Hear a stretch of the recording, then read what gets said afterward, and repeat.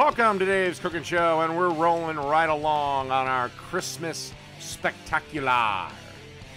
All right, what we have for you today is a Mrs. Claus cranberry whiskey.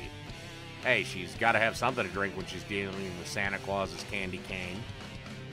Anyway, what you want to do is you want to start off with a 1/4 of a teaspoon of cinnamon. And then you want to grab 2 ounces of cranberry juice. Specifically, I'm using a cran-raspberry mix, but whatever one will do, or just straight up cranberry juice.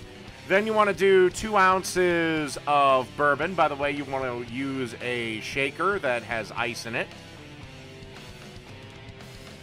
And if you want this drink a little sweeter, you can add about a tablespoon of simple syrup. I decided to forego it because I thought there was enough sugar in there as it stands.